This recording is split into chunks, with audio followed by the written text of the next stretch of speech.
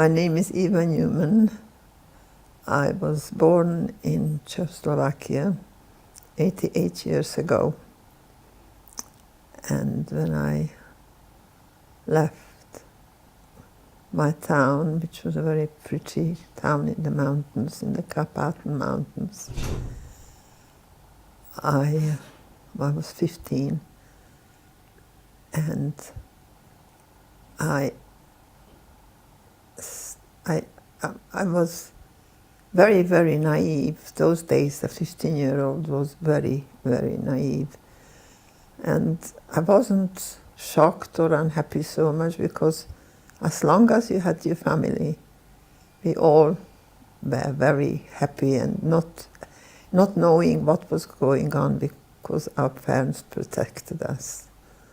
I had a father, mother, grandmother, and two younger brothers, one year younger and 2 years younger.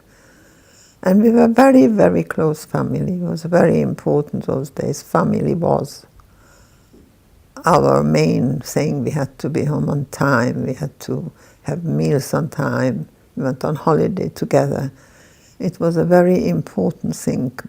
But looking back on it, it was important because I didn't really know that things were bad, because I wasn't told, I wasn't realized. I was rationing food, and I realized the school friend of ours who weren't Jewish, so thrown at the boys, throw their hats in the water.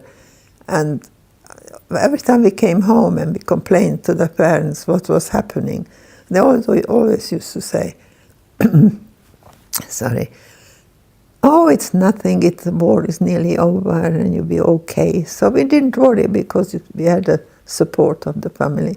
And I brought that forward when I got married, to be sure that family is family. My husband used to travel a lot, and he never ever missed a Shabbos. He always managed to get home for Shabbos. I think in my case, I became stronger.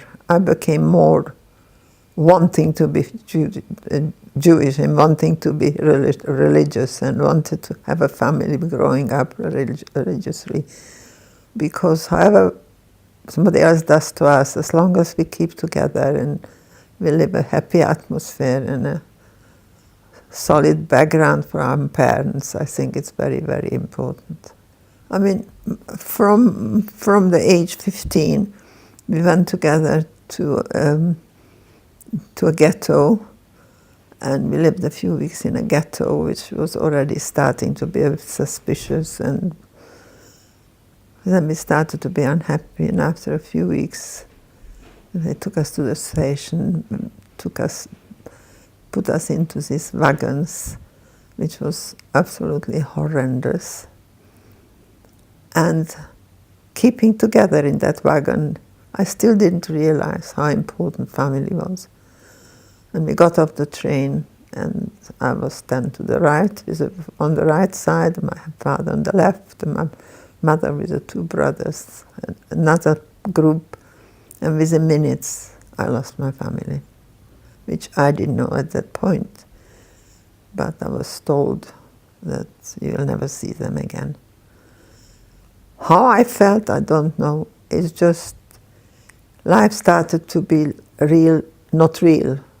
It started to be very sad and very hard and very lonely. Even so, you can be together with 1,000 people, you're still lonely if you haven't got your family.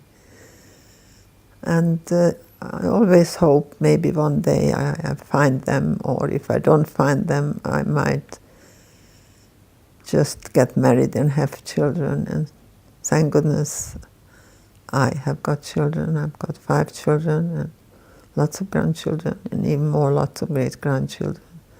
And that, to me, is the most important thing in my life. Without that, I would have had a job to keep alive, because there's no, if you haven't got a family, it's very tragic and very hard to bear. I mean, all the family together, that's the important. I was so good that I didn't enjoy it. I was frightened. I was frightened they will take them away. Always had this feeling of insecurity, that if that can happen more, that will happen.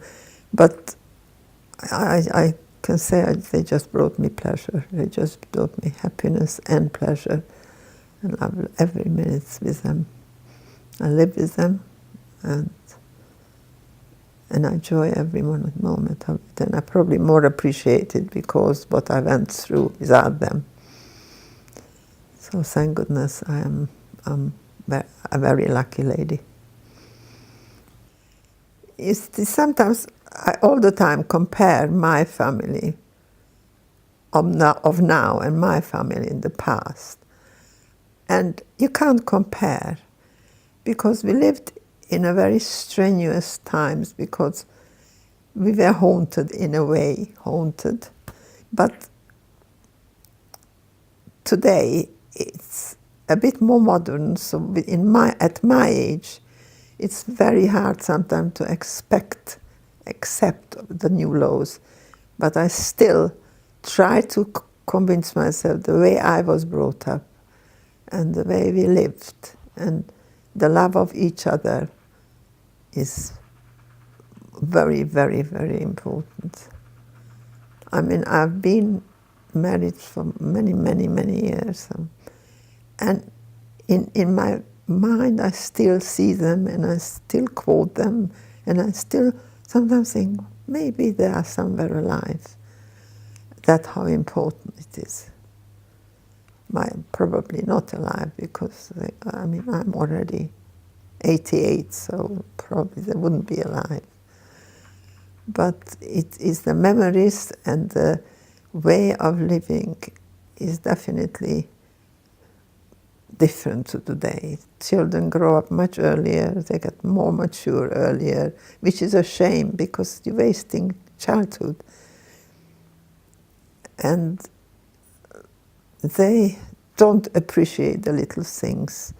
I mean, I can't say that my kids accept and they're good and they're together and they're very family conscious.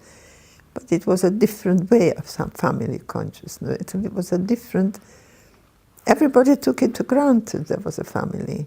It's the war which broke up that psychological feeling of security. It's only the war which brought up the security and killed your parents and killed now 6 million people. That is missing maybe in the second generation. But I always try very, very hard not to influence their feelings towards family. And I hope I have achieved it, because when I feel that we are protecting each other because we are a minority. And wherever you go in the world, you find Jews, you can be friends, you belong. It's a very important thing to belong, for those people especially who lost everybody. So you make friends, and it's not comparable to the kids before the war. It's a different type of upbringing. Even so, one tries to do it. And I never believed that I will ever get married. I never believed that I will get children, because we were in such a horrendous, when we came back, such a terrible state of physical and mental, that I didn't think one can have children. And thank goodness we can, and we started again. And I don't live on the past. They are a memory, like if you are looking at a nice picture, to me that picture is my picture. But I don't bring it into my everyday life. I adapt it to the modern life now, which is more or less the same in a different emotional sense. It's a different kind of emotional feeling. I sometimes think Would it have been nice if my parents would have shared the kids? They're so sweet, they're so nice, you know how parents think. And I would have liked to share it with my parents. So you can't describe family life so much from then. I'm very strict about the upbringing, and I hope they will keep it up as long as they can. My message is always the same. Be loyal to your family, be with your family. Nobody can replace family. You can have good friends, maybe even better than what your parents are, but parents are your family and your brothers and even cousins. You appreciate each other more. And the only thing I hope that they all always be together, even after I've gone, and they will be religious and believe that Hashem, God helped them. And I believe that's the only thing I rely on, really, because I sometimes, children, I was not so from, I don't know much about God. I always say, when you fall down on the floor and you hurt your head, what's your first word? Oh my God.